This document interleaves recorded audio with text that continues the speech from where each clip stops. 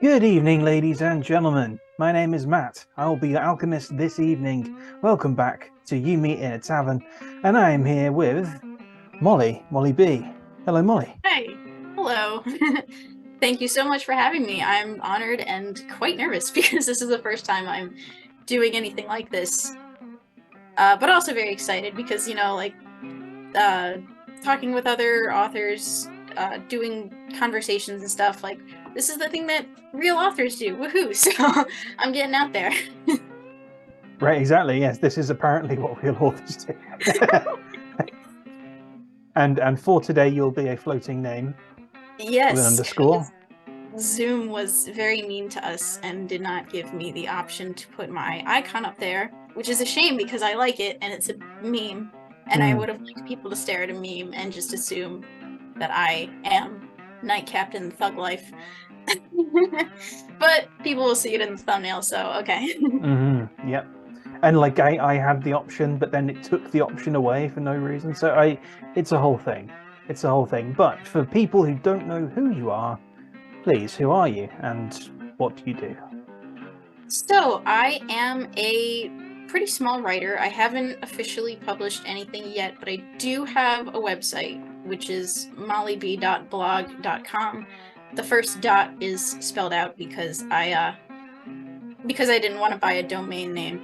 But I do book reviews, I write short stories. The most prominent one that I write is Vampire Mall Cop, which is about this vampire who's a mall cop in this magical haunted mall, and he'll go around doing mall cop things, protecting people, fighting monsters, things like that. It's really fun. People seem to like it. Yeah, and then earlier on, there's like there's like two random articles that I wrote, one about querying agents and then one about aquarium plants.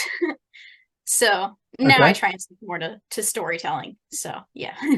All right, and I can see a couple of book reviews as well. I can see one of Destin by Leslie Shue, which is a great book.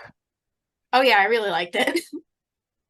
My review Mm-hmm. comes off as kind of silly because I try and make the reviews interesting. Um, but like if I sound I don't mean to like sound insulting or anything. I just sort of write what goes into my head. I did really like Destin. You just I have a just hope the natural Destins snark. don't discover like feminism and pyrotechnics or else things might get hazardous. Well, I mean, pyrotechnics might be okay because they're also very wet people, so the True. pyrotechnics might not work. Yeah, I wrote in the review though, because as I was reading it, I was musing about like, man, what would happen if one of the Destins just like went, no way, Jose, I'm not gonna do this, and then just like decided to wreak havoc on the entire society. It would And like be with how it. powerful they are, especially before they like mind meld with the Amalas, I Mm, figure they're totally capable of doing that. So I'm just like, oh boy, okay. Um, mm. Yeah, I well, did. the sort of central one is incredibly powerful in that first, but especially when she's like just born. Oh So yeah, I've uh, I've talked to Leslie, and she says that stuff like that will sort of get addressed later on in the series. I've only read book one. I have Kandagiri, but it's on my bookshelf. I haven't gotten to it yet. mm, yeah, I Leslie Shue getting a recommendation here. I Kandagira is good. Kandagira is very good, and Wife, the third one, is also very good. I'll get to them eventually. Yeah, Eventually. the My thing TBR pile is so big. the thing about her books as well is that they're not so long that it's like a massive mission to read them. Like this is kind of the thing that I kind of have, especially with the fantasy ones, which are big chunky brick things that could be used to club people to death. They are massive poems, and the latest one is the longest one that I've written. Accidentally, wasn't supposed to be as long as it is, but it is um, big. I had to shrink the font down twice. Oh wow. Yeah, because Amazon apparently they don't want your books to be like over 800 pages. Oh, that's really big. Holy cow. Yeah, yeah, it's 838, I think, which still might be too big. I might need to shrink the font again. Um, but yeah, it's logistics to kind of navigate. I read a book where the author dissed himself for writing fantasy novels big enough to be used as weapons. I mean, it's if your book isn't wieldable, then what's the point? I guess. True, But yeah. your medium currently is not books per se. It's sort of it's online. It's short stories. Yes, I would like it to be books one day eventually. I have completed an entire science fiction trilogy, just nothing really has become of it yet because there was some trouble with editing. And now I'm just sort of letting it sit and I'm trying to hone my craft and Mm. focus more on Vampire Mall Cop and short stories because with the website, I can just do whatever I want. I don't Mhm. have to hire an editor for blog posts. Right. What was the issue with the editing on the other ones? So I only hired an editor for the first one. I got it developmentally edited and I got an editorial assessment. And I found her off of Reedsy, so I know that she was legit. Okay. Um, she went through the manuscript. Her feedback was really great. It did help me a lot. And then after she sent me back the stuff, she was like, okay, email me if you have any questions. And I'm like, sure thing. So I go through all the edits. I make several changes. A lot of them were really helpful. I had to make some big changes. I added a whole new chapter and I completely revamped the ending. I Hmm. told her what I did. I asked her opinion on it, and crickets. And she never got back to me. And I don't Hmm. even know if the changes that I made were good ones. So if I were to continue going down the publishing road, which I do really want to, I want to get it self-published. I don't know, would I hire a copy editor or would I have to do a developmental editor again because those changes were so enormous. Hmm. Um, so yes, the main reason that I haven't gone any further with that is because I'm kind of scared to hire another editor Hmm. because that was a lot of money and I don't want somebody to just like not answer questions. So Hmm. basically just trust issues with editing and that's why they've just sat in my files app for forever. Mm. Well, this is one of those things that, I mean, it's sort of a boon in a way that we're kind of we have access to a group of authors who could like beta read and stuff like that, which could be helpful. I don't know. Oh Um, yeah, absolutely. I'm uh trying to work up the courage again. Still just like stuff went wrong with that and then I'm trying so hard to self-edit that I get to the point where I hate looking at it. I'm just like, I never want to touch this again. Yeah. But people who yeah. have it, they do like it. Like I was telling you with my profile picture, that's a frame of an animation that somebody made of the main character and the villain. And she liked it. Uh the lady who animated that, um, she actually the way that she did it because it was an assignment that she had to do. She had 15 characters in like a profile, and then the rest of her class voted on them, and mine won. So I know there's like some potential there. Mm. I'm just nervous to go with it. Mm. I think the first chapter is still on my website, though you might just have to scroll down a bit. Okay. But Well, yeah, it's the sci-fi. thing, There's aliens, mad scientists in it. There's giant birds with hands and mouths on the hands. It's quite interesting stuff. okay, yeah. Who doesn't like hand mouth birds?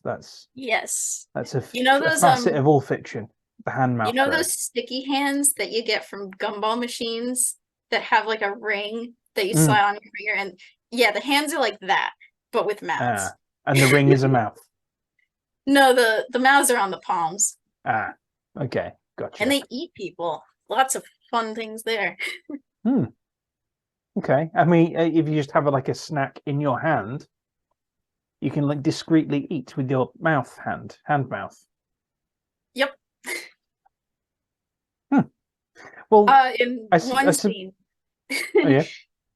I have one scene where this one character who's basically like a hardcore gardener, he has like exploding seeds in his pockets, and he gets attacked by one of the birds, and he just tosses the seeds into the mouth, and then like they explode, and then that's how he gets away. I mean, I'm not gonna lie to you, Molly. This sounds completely bonkers and and a lot of fun. Um, To be and fair, quite a number of my stories could be described as bonkers. yeah, Um, well, those are the two adjectives I probably use for Vampire Mall Cop. Would be completely bonkers and also very fun. oh, absolutely. I don't know if you scrolled so far down on the website, but there's another short story series kind of trilogy thing that I did called The Nutritious Beard Saga. And that is incredibly strange. It is about a health enthusiast pirate and leprechauns getting into basically a gang war. And Sure. it's very unusual. One of the leprechauns gets eaten, the poor guy. Hmm. Um, you could read that if you want. I won't push it too hard because it's very odd, very unusual, Well, but it's I there. feel like people should focus in maybe on Vampire Mall Cop, which Yeah, is which has a hell of a lot of stuff to it currently.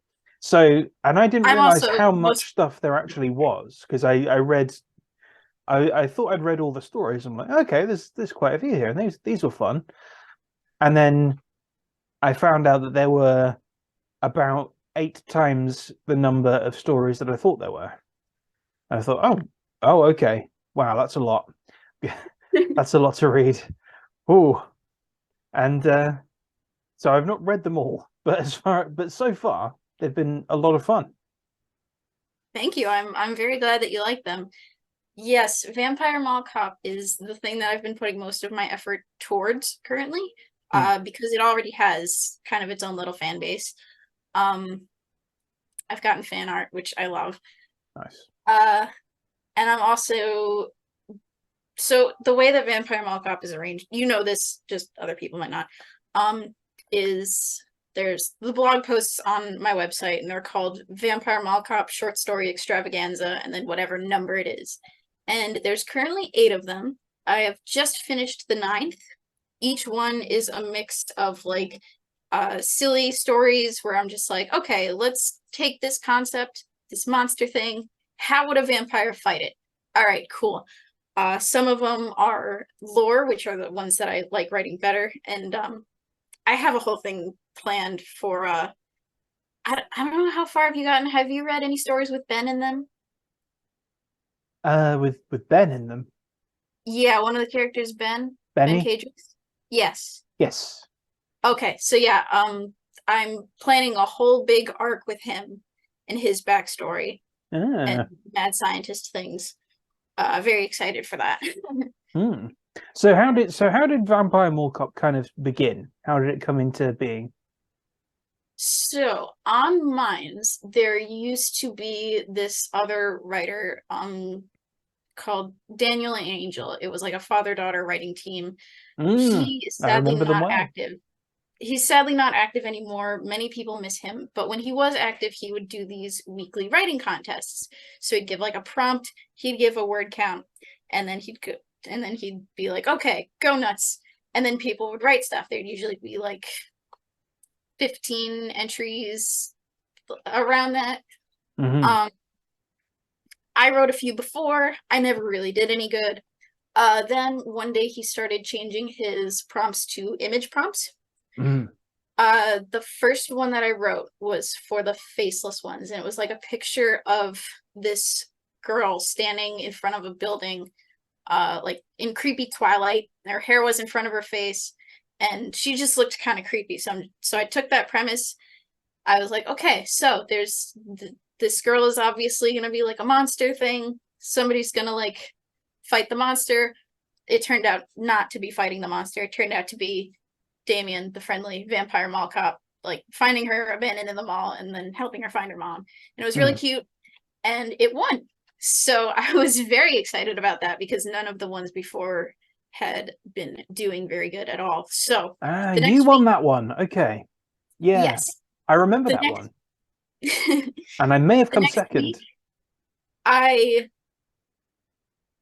the next week was a picture of like this humanoid cat thing. Um, I was too lazy to come up with new characters or a new premise, so I'm just like, all right, let's have the vampire mall cop fight this cat thingy, cat person. So I did that, and then I just kept doing that every week because I didn't want to come up with a new setting or characters. I just incorporate whatever prompt it was into the vampire mall cop universe. Stuff started to grow. There started to be continuity, and then when Daniel and the Angel dropped off of the platform, I sort of took over, and now I do my own things. I still try and keep to some shorter stories. That's where most of the short stories are, because I had the word limit then. I'll still do those ones because they're pretty fun, but I'll also go quite a bit longer for some other ones and like really delve into the lore and the setting. And I've been having a whole lot of fun with it. I really love it. I remember those writing prompts. I remember them. I remember them well, and I remember the little girl because I wrote one with that prompt. I wrote one that is now up on my Substack, which was about like a ghost who was like confused about what had happened, and she ends up making friends with a little boy, I think. Yeah, I Aw. remember that one. Yeah, I might have read it, but I don't remember it. yeah, it came. Yeah, I couldn't remember how it actually did. It was I think it was second or third in that. Like it was in the top three. I remember him saying. I remember him because he used to get because this was on Mines. He used to get Mines tokens, and this was Yeah. back when Mines tokens were worth like a couple of dollars, I think. Right? Oh yeah. I've definitely like gotten like tangible things with Minds tokens Mm. back in the good old days when they were worth something. Yeah, I before crypto imploded. yeah, I ordered like pins and stickers from a Blanca artist, Mm. and I got Welcome to Ship's Grave from Nasho Toby. I think I'm saying Ooh. that right. But yeah, those were good days when I could just like get actual things for in exchange for interacting with people on the internet. That was so cool. Mm. Oh, I need to talk to Nashatobi because I remember that as well. I remember Welcome to Ship's Grave. I don't think I have it. I need to get it. Oh, you're just reminding me about all these fun things that happen on Mines. I've got two copies of Welcome to Ship's Grave because the first one, the corner got dented, and he saw it in the picture, and he was like, "Hey, you want me to send you another one?" I'm like, "Okay," so he Damn, did. Yep. fantastic. All right. So it starts off. So it begins as. So the first one, the first story, then was the little girl For story with the yes, for faceless Vampire ones. Mall Cop. Yeah, the Right. first stories, they were all sort of separate. Only thing connecting them was the mall and Damien, who I hadn't yet thought of his first name at the time, so I just have his Mm-hmm. partner calling him Brian because I was like, okay, last name that yep, that's where we're going. Yep. Yeah, the amount of that I started with for Vampire Mall Cop was just shockingly little because I had Mm. no idea it was going to become a whole huge series. I had no idea that Damien was even going to be Russian and like canonically the cause of Vladimir Lenin's death or anything like that. Based. Okay, so he. So all right. I Because don't know if I you read the remember he crossover, but that's where it says that. not yet, not yet. So because he does in one of the stories I read, he does speak Russian. Yes. At I don't first, I know if had that's no where it idea. started. Yeah, I don't remember exactly when it started either, but I didn't have him Russian for the first few stories. And Yeah, I don't remember what made me like cause him to be Russian, but he is now, so yep. yeah. Like assuming that let's see. Yeah, okay, extravaganza 8. Okay, so assuming that the same number of stories or the same volume of stuff is in each extravaganza, and I will just so people know what the hell I'm talking about. Yeah, I try to keep them This is similar. number 8. I try to keep them similar with page and word count, so they'll Hmm. usually be between like 40 and 80 pages. Right. Uh the first ones are a bit shorter. Then I started getting out of control with stories that were full of lore and writing really, really long ones. Um Yeah, and like but fleshing it yeah, out and fleshing out I guess fleshing out the mall. It's one of yes. those things that I really it, it, it's surprising how rich a setting that can be when you kind of throw all of these supernatural things into a very ordinary setting, like a mall, and have. I think, like you said, it's an interesting dynamic. How okay, we have a monster and a vampire. How is the vampire going to fight the monster? And I How think is he gonna fight it when he's like restricted to mall security guard policies? Because right. normally any other monster, like if a vampire was just like sicked against any sort of monster with any sort of means at his disposal, boom, right for the neck, bite, instant kill. Hmm. But Damien has to be a bit creative because like he's got to keep people safe. He doesn't even want to hurt the monster if he doesn't have to because his job is to protect people. Mm. But he's still got to take it down. And like these things are crazy dangerous. And Yeah. he's the only non-human security guard that's at the mall. So like they point him at all the most dangerous stuff because they know he's basically a human tank. Mm. And as well, like yeah, it's a vampire in an ordinary setting, dealing with sort of the rules of a workplace, like the ordinary rules of a workplace, trying to defeat stuff without killing them. Like there's lots of layers to it that kind of interweave, and it just ends up being a lot of fun, and it's also it's also very imaginative. Like the first, I think probably my favorite one, and in Extravaganza 1 is probably Sylvester, where Oh you've yeah, got the people really like sentient, Sylvester. yeah, the sentient, well, not the sentient, like the weir, the The Were living Warehouse. warehouse, yeah, the ware warehouse, yeah. Yeah. Um, and so go for the vital organs. What are the vital organs? Like the fuse box and and like and the breakers and stuff like that. I'm like, oh, that's great. Oh, that's great fun. I don't know if you've gotten to it, but there's another one a bit later where Sylvester comes back and then he and Dave actually like because the first Sylvester I was limited with the word count because that Mm, was one of the ones for the writing contest. So I couldn't really go into detail about how Damien brought down Sylvester. I was mm, just like, okay, warehouse, this is how it works. Ben is very guilty because like he took care of this thing and it's kind of his fault.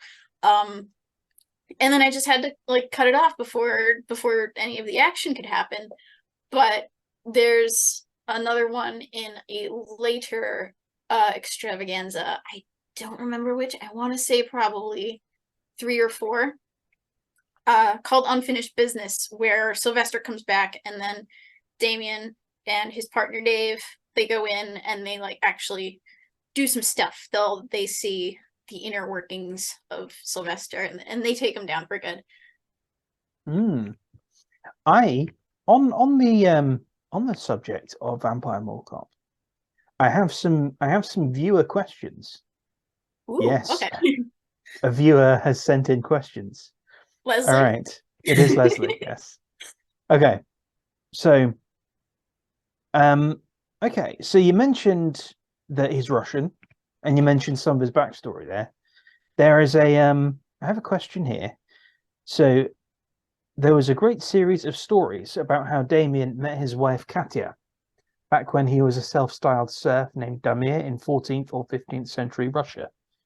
Those stories were fantastic, but they aren't currently included in the short story extravaganzas. What are your plans for sharing that part of Damien's backstory? I bit my tongue while asking that, so it got lispy at the end. It's all right. Whatever. Yeah, I still have those stories. So I took them out of the extravaganzas, but I haven't gotten rid of them forever because I definitely do want to go more into Damien's backstory. I've developed it a lot. I have so many notes on it.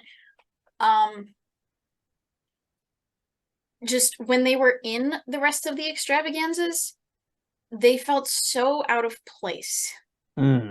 So I figured I should do something else with them, make them their own thing. The extravaganzas are Vampire Mall Cop, not Vampire 15th Century Surf. Okay. So I took those ones out for now. I'm planning to do something bigger with them. You've probably heard of it by now. Amazon's Vela.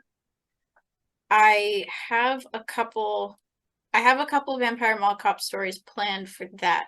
There's one that I'm writing right now about like how Damien gets to the mall in the first place. Okay.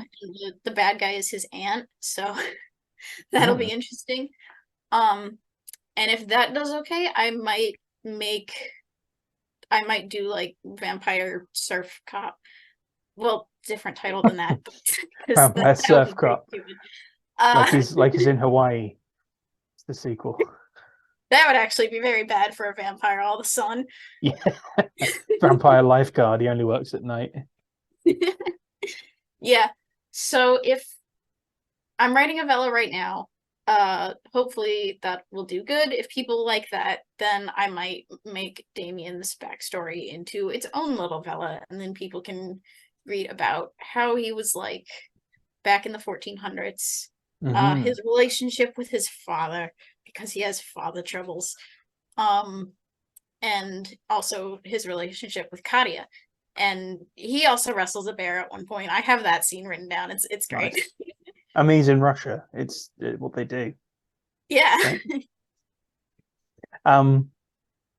Yeah, I think like the first of these stories that I read, actually it might have been the faceless ones. But because when I read it again, I was like, I've read this before, I'm pretty sure.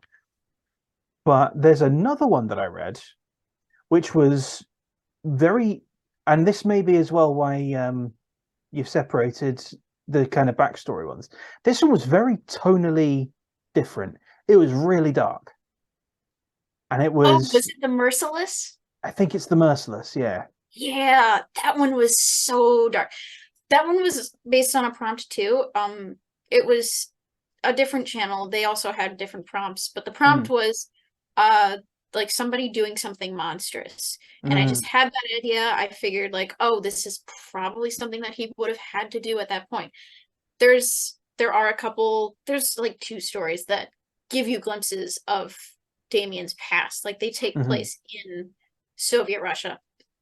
I try and keep those to a minimum. I really hated writing The Merciless because, oh gosh, Damien's just like not that person, not anymore at least.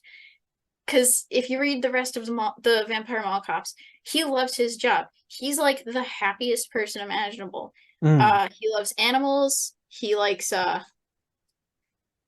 he really likes into badgers. a fruit bat. He turns into a fruit bat, which is adorable.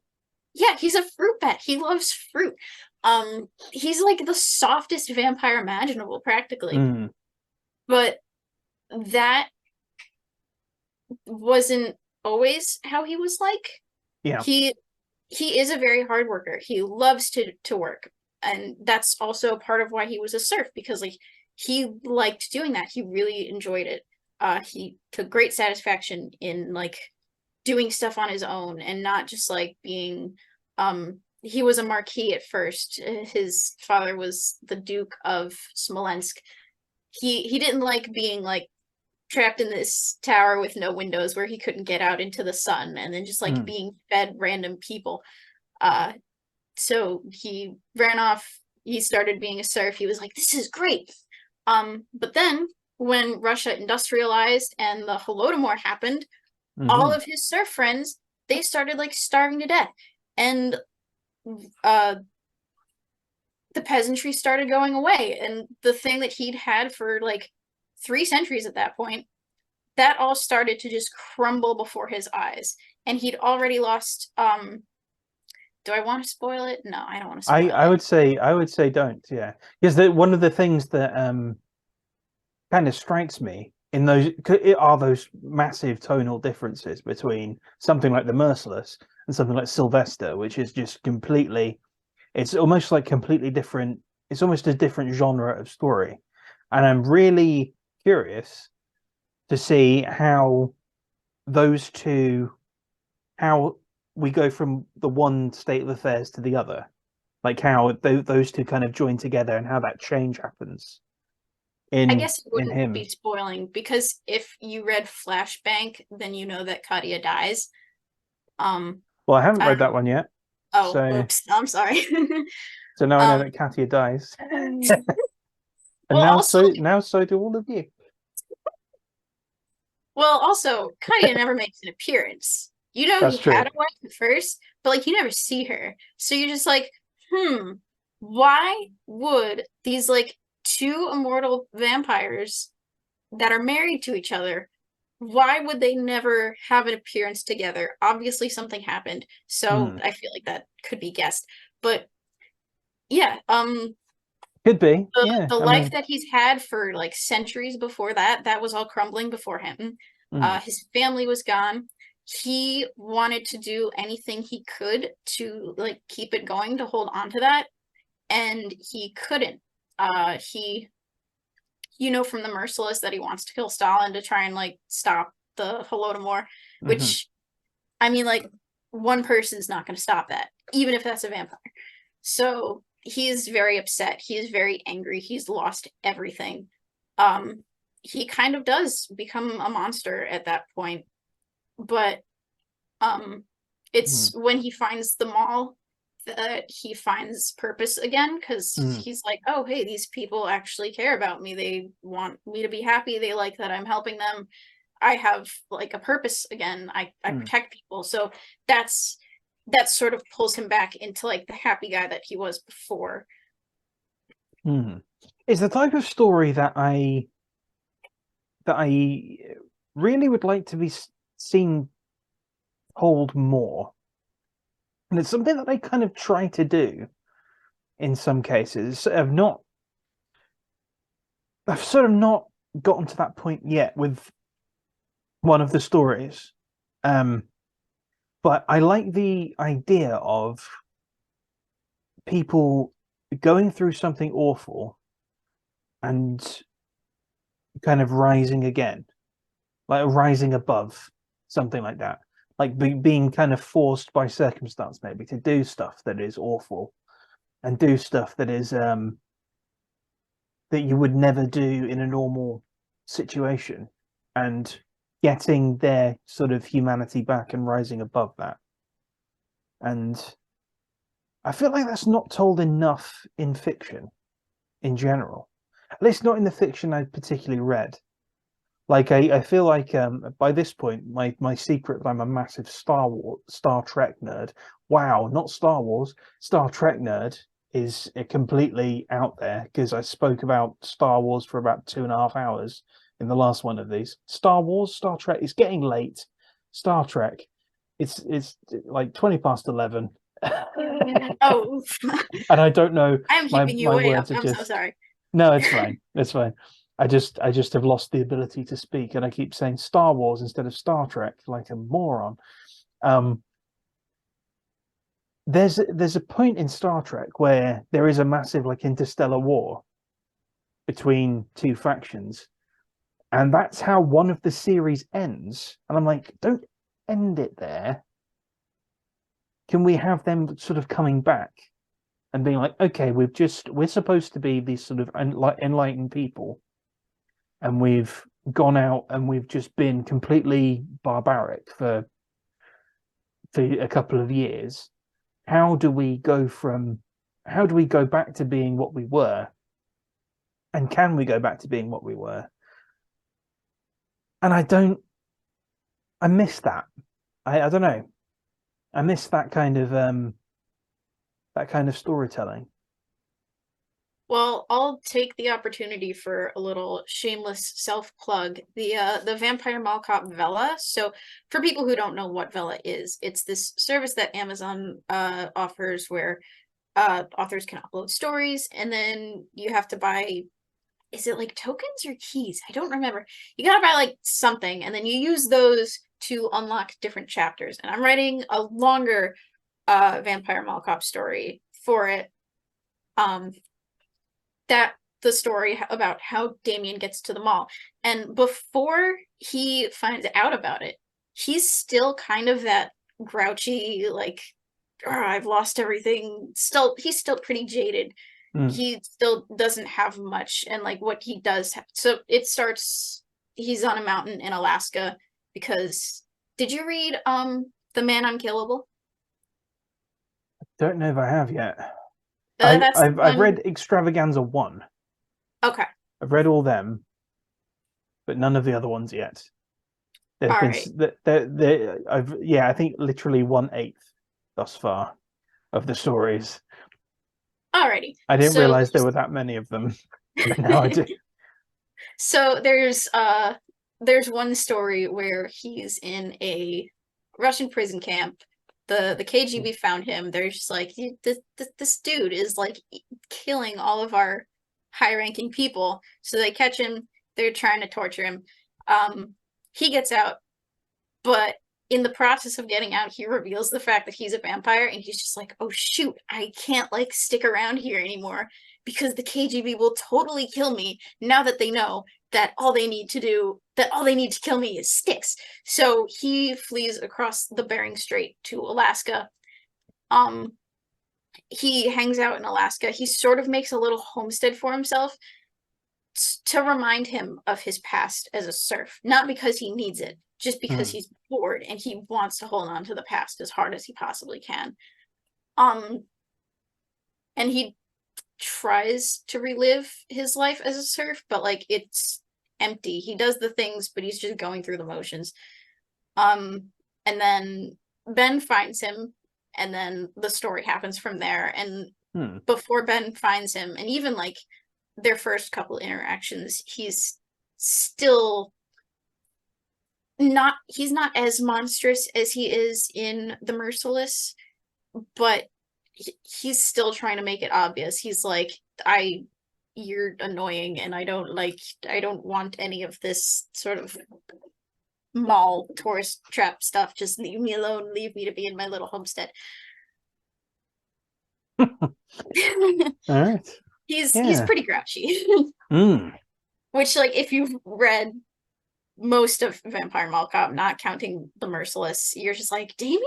Grouchy? How is that possible?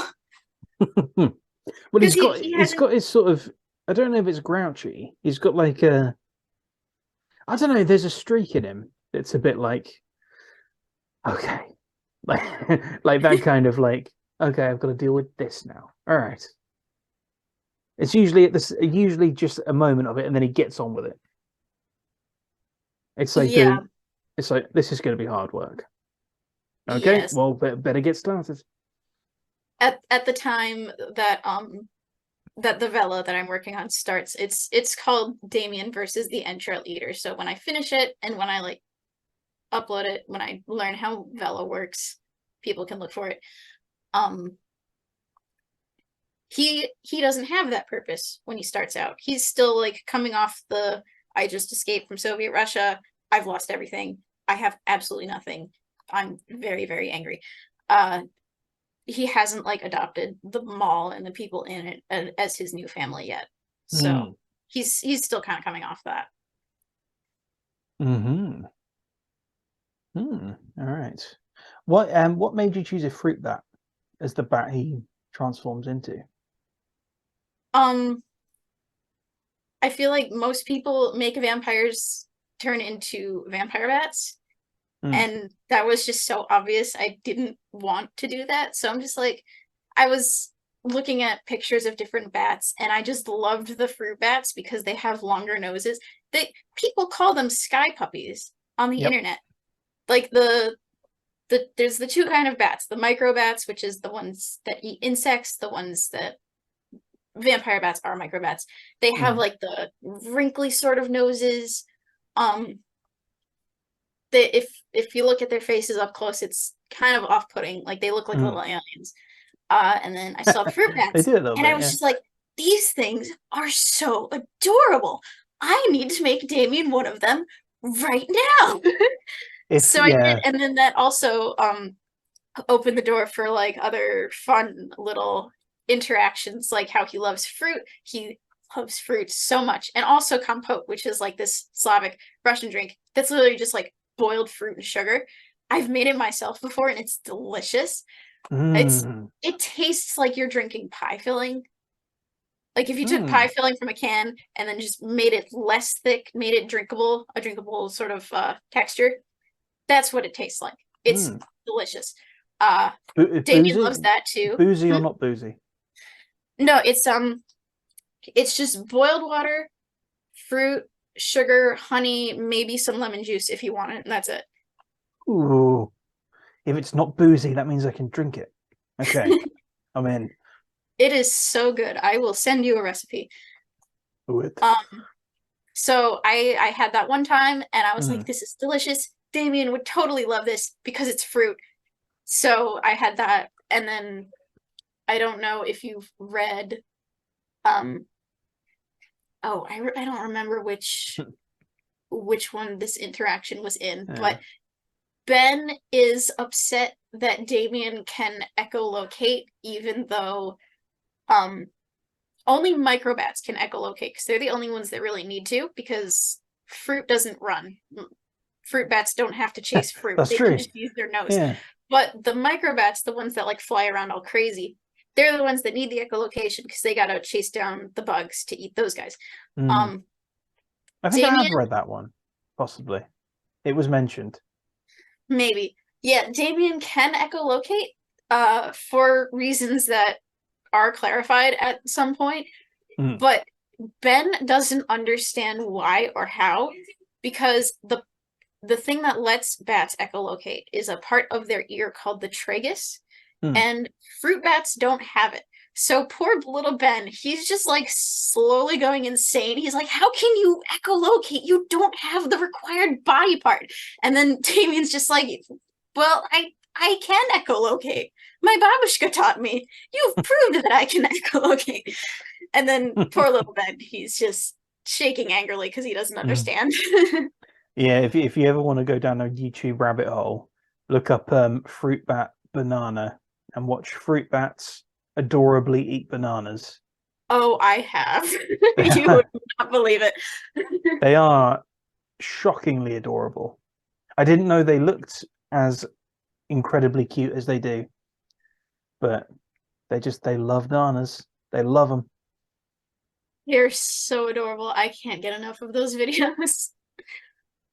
I think actually I think after reading one of them where he turns into a fruit bat, I was like, I want to watch a fruit bat now, eating some fruit.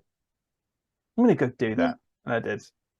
That was wonderful. Then there's I haven't decided the exact species of bat that Damien is. I'm leaning towards Rodriguez fruit bat because it's kind of a moderate size.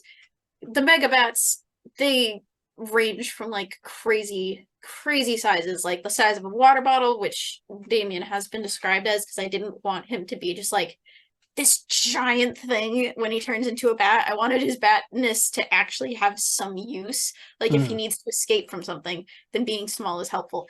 But some megabats have like a 6-foot wingspan, and I'm just like, holy cow, this is terrifying. That's I don't a dragon, know if you've isn't seen it? a picture of a hammerhead bat. No, there's a hammerhead bat. Yeah, I'm planning to make Damien's family is also different kinds of bats. So some of them are the microbats. His I'm planning it later for when I write these stories. His grandson, Yuri, he is a Kitty's hognose, of also called a bumblebee bat, which is just the teeniest little bat there is. I shouldn't have Googled what a hammerhead bat was. That is alarming. Oh yes, they're so big and their faces are so just frightening. Weird. Yes. I mean, I can't help. I can't not show everyone this. Go ahead. What's We'll wrong scar with them. what's wrong with your face, hammerhead bat? Good Some bats grief. can get like real big. I have Ugh, that's enough of that. the ant that Damien faces off against in the Vela that I'm writing. I needed her to be a bit big because she needs to like be able to lift people and fly them, like not like people, but she lifts children and flies them to high places. So she can't be just a teensy little brown bat or anything like that. So I made her big and Is she a hammerhead bat? yes. Appropriate. I made her big and I made her face just horribly hideous in bat form. More hideous than those pictures I just shot. I just saw. No, she's regular hammerhead bat amounts of hideous. I didn't want to go too overboard with it. Here are some flying foxes as a cure-all for. Oh yeah, the flying foxes can be pretty big. That's just a cure for the hammerhead bat. See, look at them. They're little sky puppies. Why don't all bats look like this? No one would be afraid of, but also Batman wouldn't be as imposing if he was based on a fruit bat. That would be strange. He'd be throwing bananas at people instead of batarangs. There actually is a Vampire Mall Cop story where I try and stay away from copyright because that's just something that I don't want to deal with because it seems like a huge hassle. But there is a shorter story in Vampire Mall Cop 5 where this supervillain mime, because he can't be a clown, mistakes Damien for like some superhero called Bat Dude, and he like punches him. And then Damien is so confused, one, as to why a mime is talking, and like two, as to who this guy is and who Bat Dude is and why he punched him. And he just like detains the guy and he's like, okay, let's get you out of here, you crazy person. So that one's a short one. It's pretty cute. I had fun with that. So I mean, there's a few. So Vampire Mall Cop is sort of modern day fantasy crossed with medieval fantasy, I guess. But you mentioned that this trilogy you wrote is sci-fi. So yes. what kind of sci-fi are you into? What kind of sci-fi do you have experience with, and what kind of sci-fi is this trilogy? Definitely more of the science fantasy kind. I'm not as good at hard sci-fi just because I can't accurately predict how technology is gonna be like in X amount of years. And also I feel like that kind of limits things. So I've got crazy aliens, I've got crazy mad scientists, I've got crazy birds with sticky hands that have mouths on them. So yes, that series is called, the first book is called Escape the Night Ship. It's about this alien. She wakes up, she's floating out in the middle of space. She's about to die and has no idea what to do. She has this little robot guy who's basically like an Apple Watch kind of. She asks him, she's like, hey, what do I do? How do we not die? And he's like, hey, there's a creepy imposing ship over there. You could raid it for supplies. So that's kind of her only option. So she does because she has to. Turns out this ship that's been like totally empty is not totally empty. It has one person on it. A person who happens to be this evil scientist who has captured and dissected several other of her people.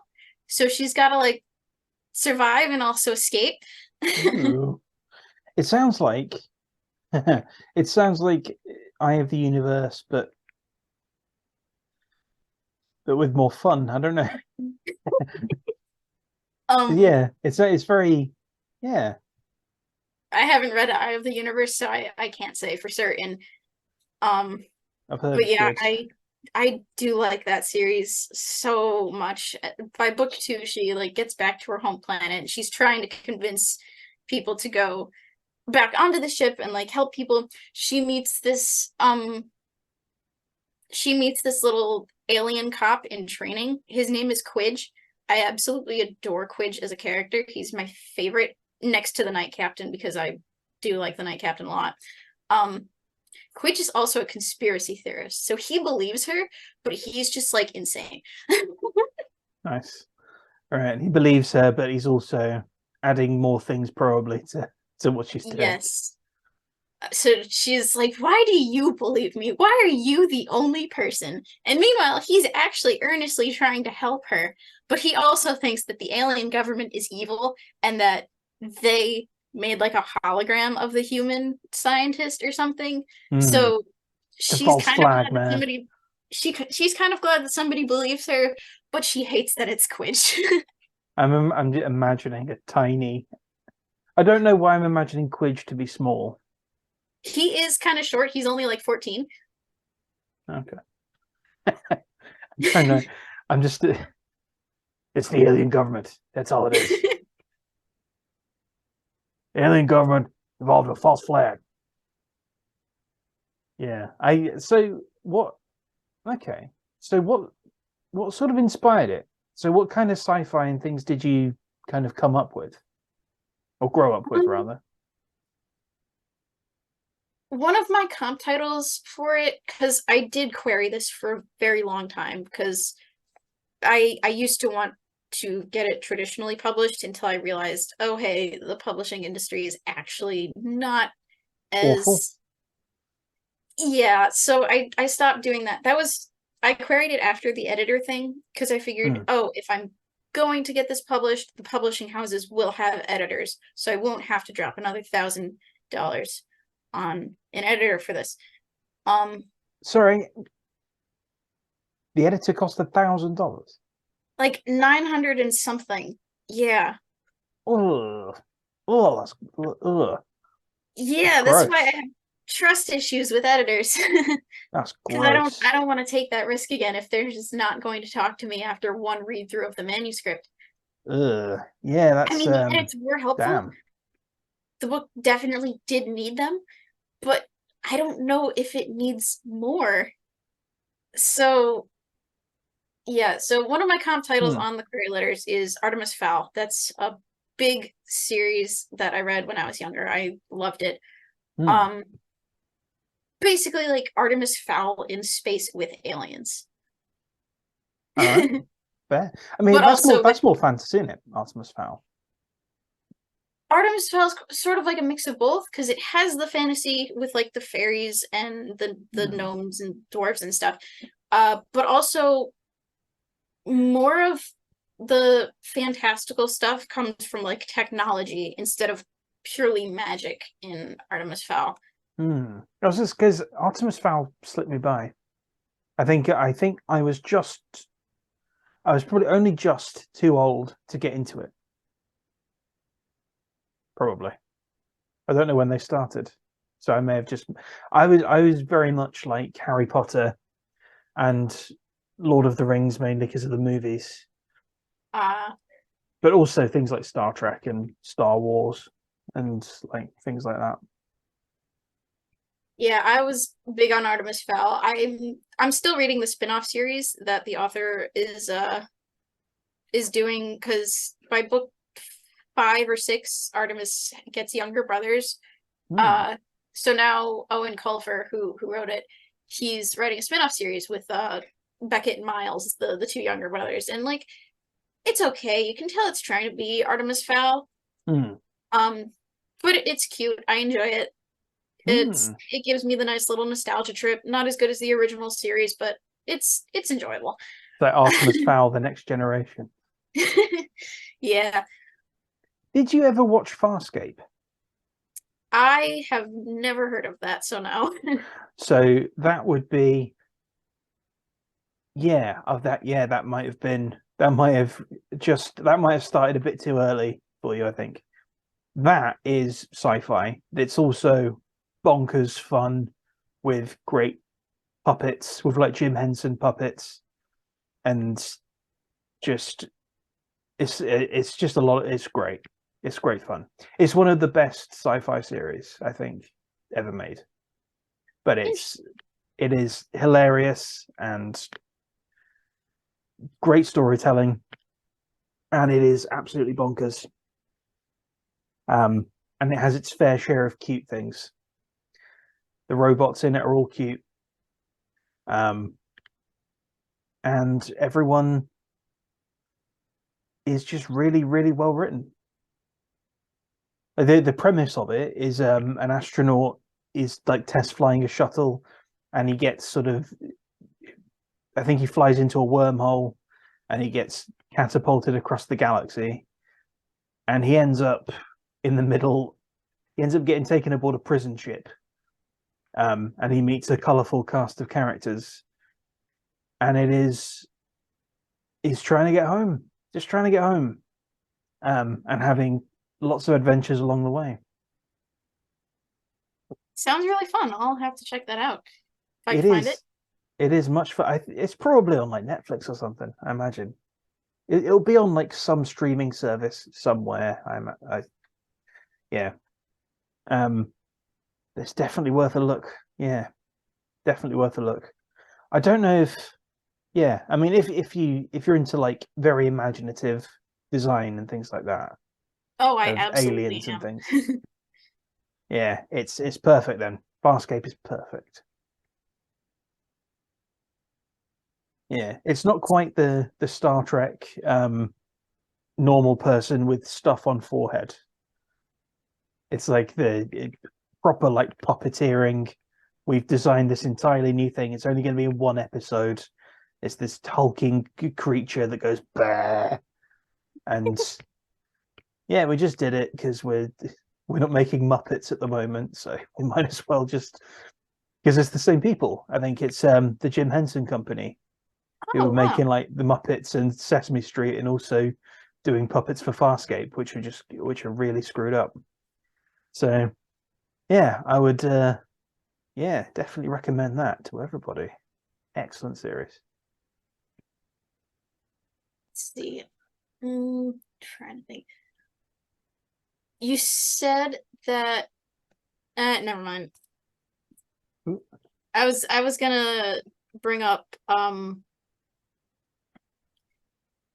I was gonna bring up a different Vampire Mall Cop story, but you said that you hadn't read it yet, so never mind. Hmm.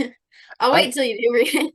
Yeah, Because it's there were so many of them. I didn't realize there were so many, and I was like, oh my god, yeah, it's been they going just on keep going. for it's been going on for over a year now. I think oh wait, no, 2 years. 2 years by Yeah, now. 2021 is the earliest one I saw. I have a thing where Yeah. I have to read it in chronological order. I don't know if I necessarily have to with Vampire Mall Cop, especially early on, because it's kind of vignettes that sort of, Yes. but So I April have to. I'm like, 14th, I must see the I just step by realized this step. just now. April 14th was Vampire Mall Cop's second anniversary. So now it's been a thing for 2 years. Ooh, happy I anniversary. uh I made April 14th Damien's birthday just for that reason. There hasn't been a story where his birthday's been named, but if there ever is, then you'll know why I Now we picked that. know it is um, canonically set. yes, there earlier on you can read them out of order. There might be some that hint to lore Mm. earlier on because I wanted it to be obvious that like I'm hinting towards a bigger thing. This world's going to be a whole thing. These characters are going to have whole fleshed out backstories. You're going to find out everything. Um, but the ones that hint to lore in the first two, some of the ones that hint towards lore in the earlier extravaganzas I'm hinting at the lore too early. So you could just like ignore them. Um let's see. It's well, the one where interest. the one where he speaks Russian is it's just offhand. It's like it's just sort of I can't remember what he says. I think he says "niet" or something like that. It's just so quick. You're like, oh, interesting. I don't remember which one that was. No, But neither yes, do I. there's It's there's one of one the in the ones I've first read though. extravaganza with portals and stuff. And Yes, that one's cool. That one was really cool. And we meet his family. yeah, that one is foreshadowing that's like too early. I have a plan for that, but I'm not going to get to it for a while. So people can keep their hopes up for that. Like we definitely will meet Damien's family at some point, just not anytime in the near future. I'm saving it. Same with the training exercise, and that one was good. What was the other one? And with person of interest. Mm-hmm. Those ones all sort of allude to Damien's family, which I'll let them allude, but I'm saving them. People can feel free to pick them apart however much they want. I feel like I wrote them in too early in the series. I feel like canonically they could take place way later, but I just wrote them too early.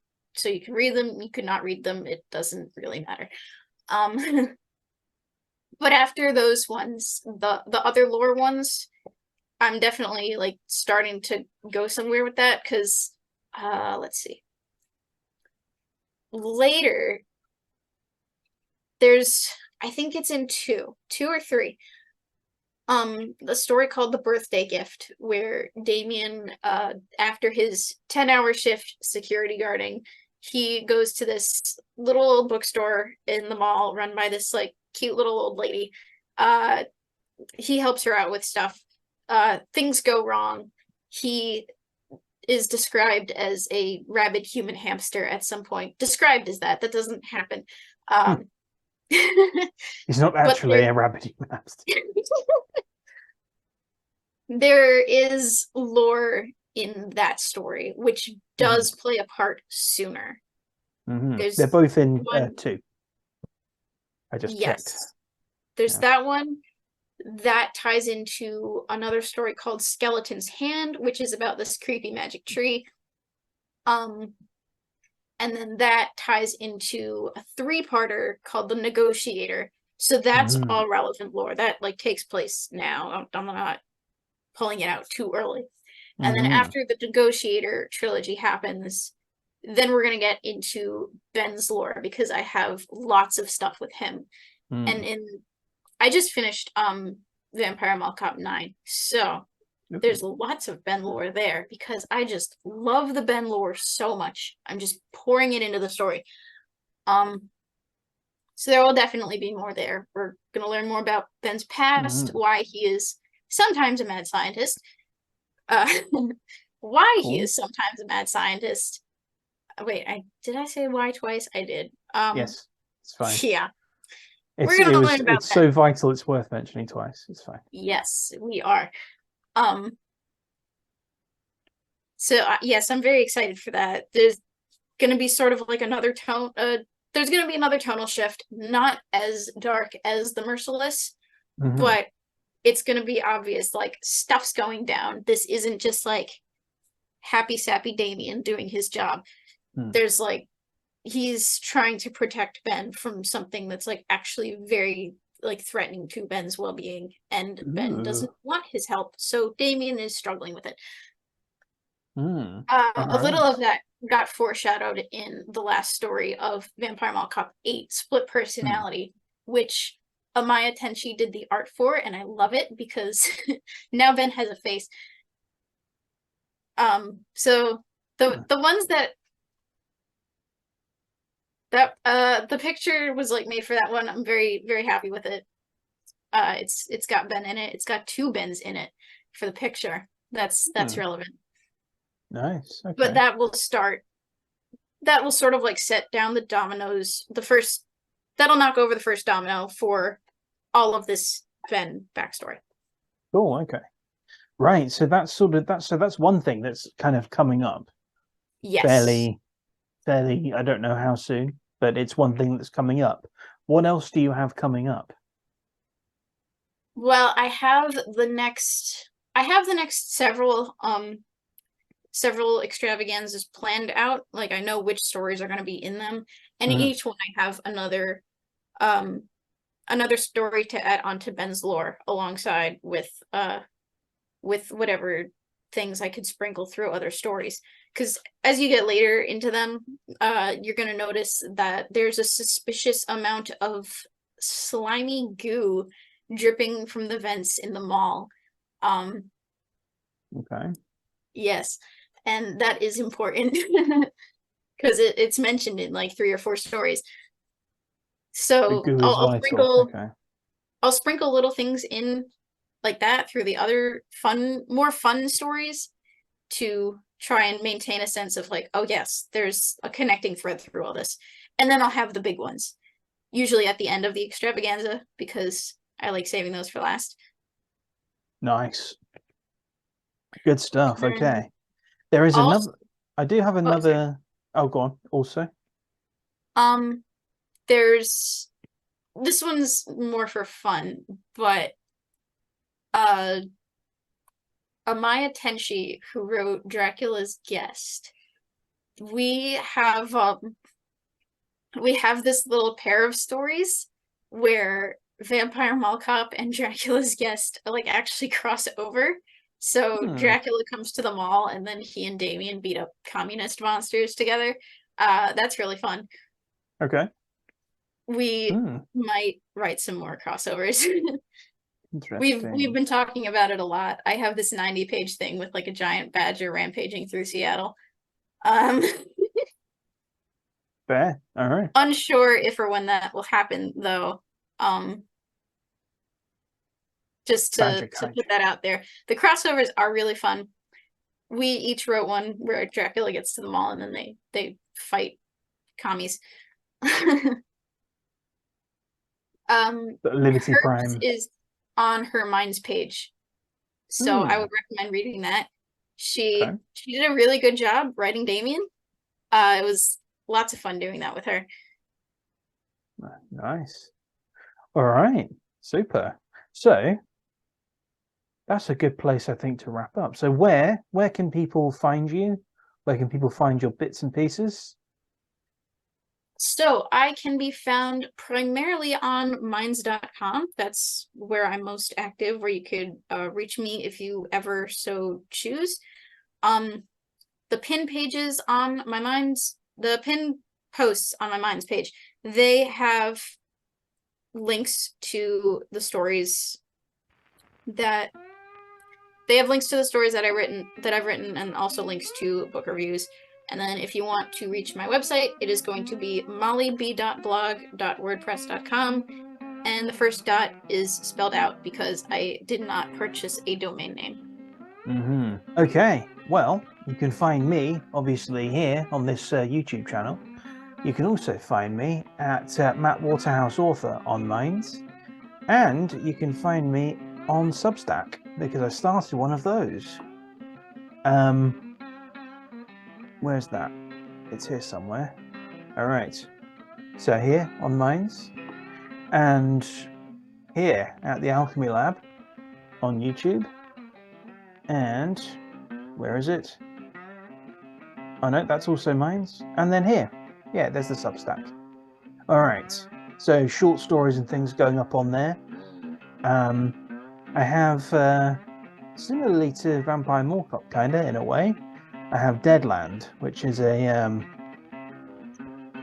also a couple of stories that were in the Daniel and Angel thing, but I'm kind of expanding it, and I'm going to have a few stories set in this world of The Walking Dead. When surrounded by them, sometimes all you can do is try to blend in. And also some travel writing, which isn't happening just yet because I'm not in Kyrgyzstan. So, thank you for coming on, Molly. It has been. Thank you for having me. It's been nice to chat. This was really fun. Yeah, thanks. Yeah, and I need to read a lot more Vampire Mall Cop to get caught up. But there's a lot of stuff there's plenty to read, so I'll be definitely satiated on it. Yeah, on vampires and malls. So, take care, everybody, and I'll see you next time.